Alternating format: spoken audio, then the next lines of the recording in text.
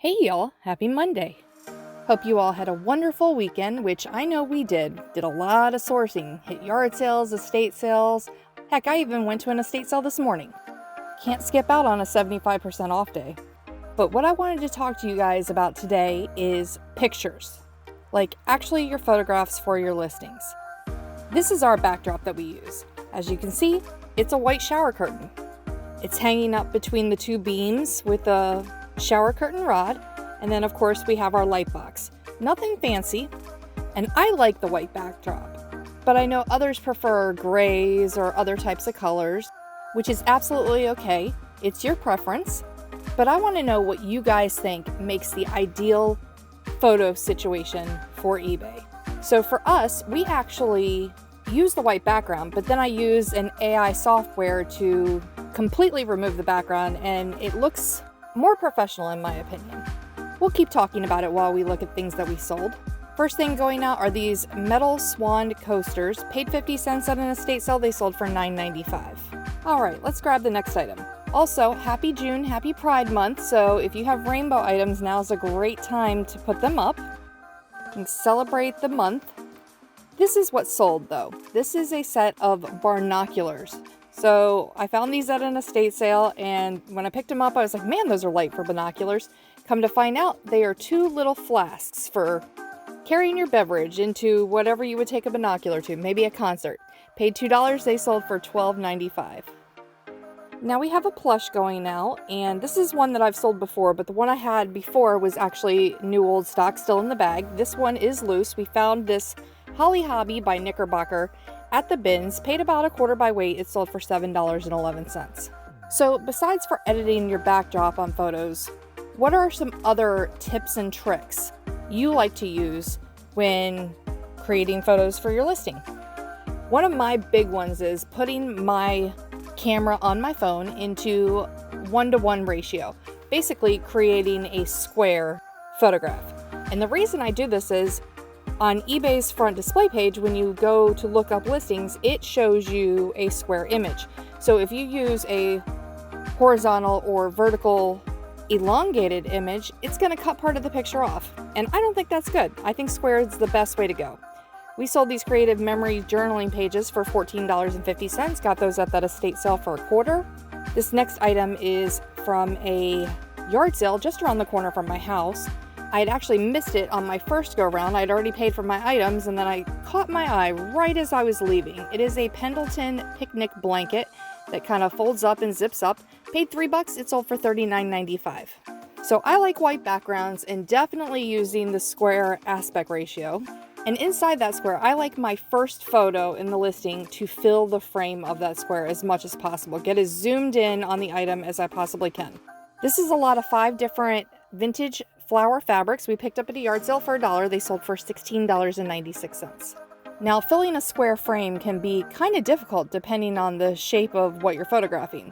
These Creative Memories album pages, they're easy because they're square. But if you get something long and skinny, I usually like to take that picture kind of in a corner-to-corner layout, so it uses as much of the frame as possible. We sold 5 of these Natural Creative Memories page packs for $74.95. We only paid $1.25, so it sounds like a great deal to me. Next up, we have a vintage cookbook going out. This is called Hook 'em and Cook 'em. And if you guessed fish, you're right. This is all about cooking fish after you catch them. All different types, different recipes.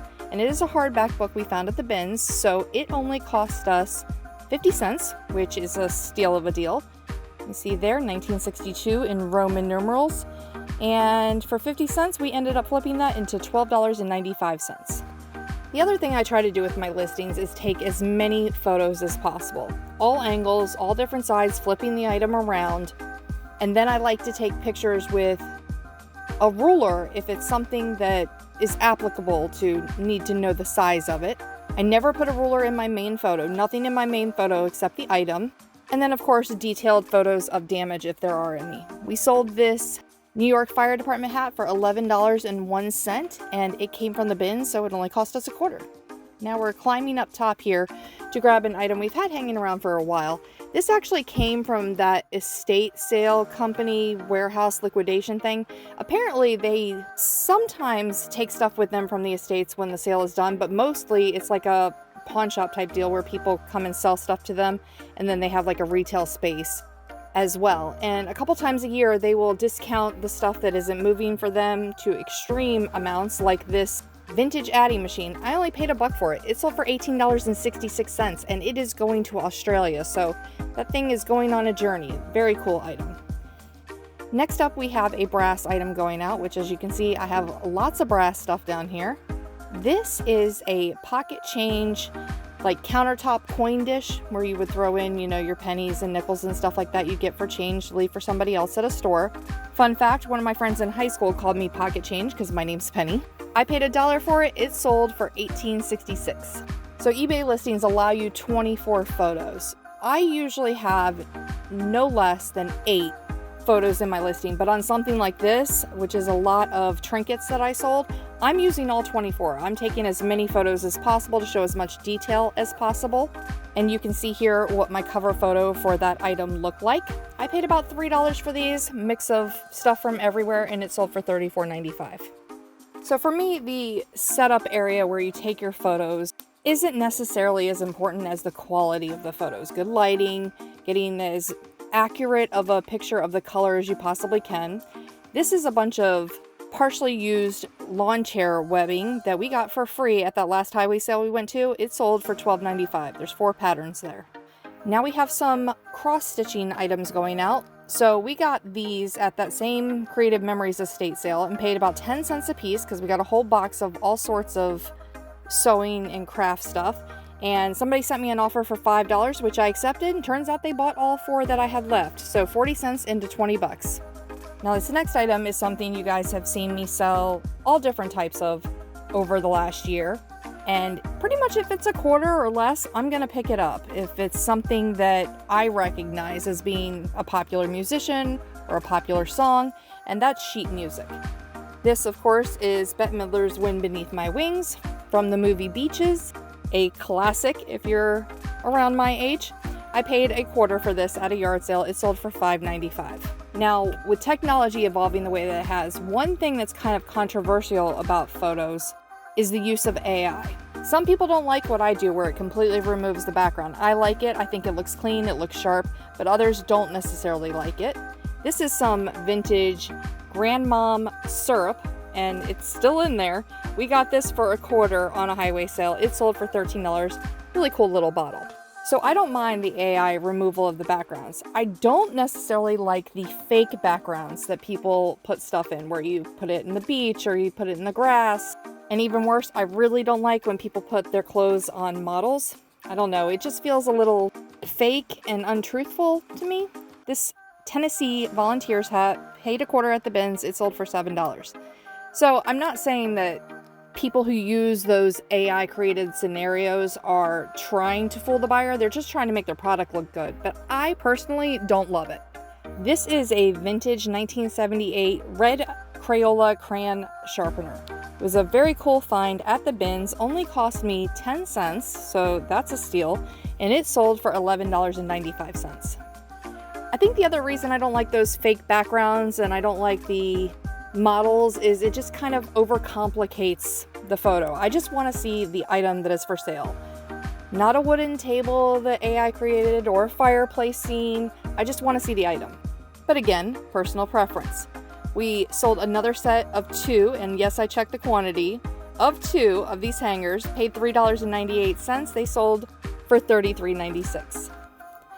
Next up, we have a set of salt and pepper shakers going out. These are green plastic frying pans made in Hong Kong, and I like how they've got the little S&P on the handles for the lids.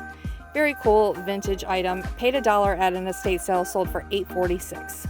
Now, one really cool thing you can do with your photos is actually upload a video. The problem is I can't do that on the app on my phone, which is where I do all my listings, so I don't have videos in my listings, but sometimes it'd be very helpful too. So hopefully that's an update coming soon.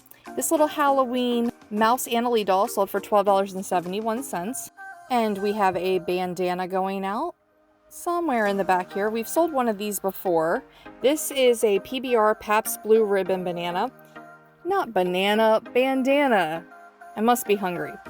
So we found 2 of these at a yard sale. The first one's already sold, and now this last one is selling. Paid a quarter, it sold for $8.46. So those are my tips and tricks for photos. Really pretty simple process. Take as many photos as you can, make sure you capture any damage, you show the size of the item. I like to have a clean background, and I like them to be square. Easy enough. We sold this lot of 2 Elvis 8-track tapes that we found at the bins. Unfortunately, they're untested because I don't have an 8-track player. I paid about 50 cents by weight, and they sold for $5.58 on sale. So tell me in the comments, do you have any tips or tricks that I didn't go over? Anything that you prefer? And you can absolutely disagree with my opinion on things like AI or the white backgrounds. Tell me what you think makes your listing stand out. This is a vintage 1990s Stuart Hall Looney Tunes Magic Eye folder. It is used. We picked it up at a yard sale. You can see the person put their name in there. But it was way too cool to leave behind for a quarter, and it sold for $9.95. And our last item going out is something we've had in the store since maybe the first month that I started selling on eBay, long before I went full time. Found this at the bins, very lightweight, paid about 10 cents for it. It is a Banana Boat branded baby sun hat, which I think is absolutely adorable. It would make a great kids photo shoot at the beach. Paid 10 cents, it sold for $8.46. So $22.08 into all of this stuff that we sold over the weekend, and it was $431.03 in sales, which is 19 times our money. Not the best weekend of sales we've had, but certainly not the worst. I think people are out enjoying the beautiful weather we've been seeing lately. So I'm gonna finish getting all this stuff packed up and maybe take some more photos before going home, and I will see you guys tomorrow with another video of what's sold.